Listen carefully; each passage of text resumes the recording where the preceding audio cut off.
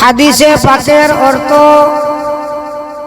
হযরত আবু হুরায়রা রাদিয়াল্লাহু তাআলা আনহু বর্ণনা করেন যে রাসূলুল্লাহ সাল্লাল্লাহু আলাইহি ওয়াসাল্লাম ইরশাদ করিয়াছেন, আল্লাহ তাআলা ইরশাদ করেন, আমি আমার বান্দার সহিত তেমনই ব্যবহার করি যেমন সে আমার প্রতি ধারণা রাখে, আর যখন সে আমার নিকট দোয়া করে তখন আমি তাহার সাথে থাকি।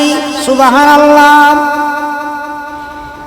অন্য হাদিসে হযরত আবু হুরায়রা রাদিয়াল্লাহু তাআলা আনহু বর্ণনা করেন যে নবী করিম সাল্লাল্লাহু আলাইহি ওয়াসাল্লাম ইরশাদ করিয়াছেন, আল্লাহ তাআলার নিকট দোয়া অপেক্ষা উচ্চ মর্যাদা সম্পন্ন কোনো বস্তু নাই।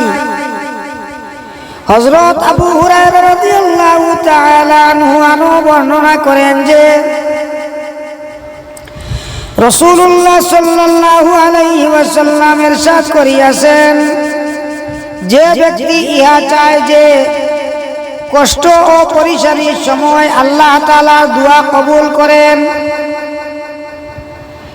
সে যেন সচ্ছলতার সময় বেশি পরিমাণে দোয়া করে।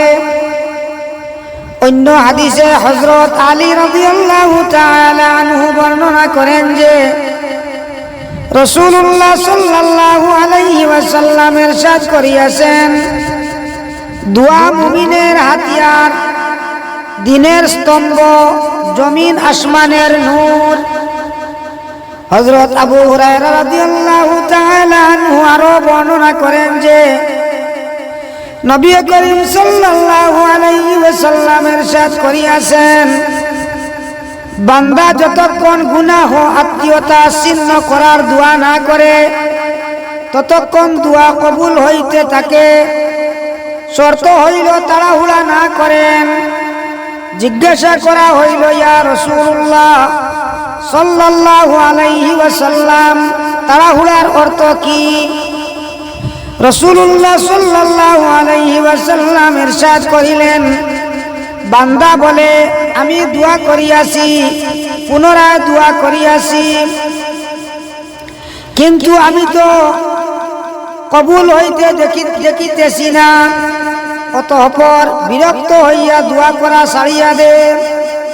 আল্লাহ পাক পরওয়ারদিগার আলমে আপনার আর আমদারে সবারে বেশি বেশি আল্লাহ তাআলার দরবারও দোয়া করবার তৌফিক দেখবা।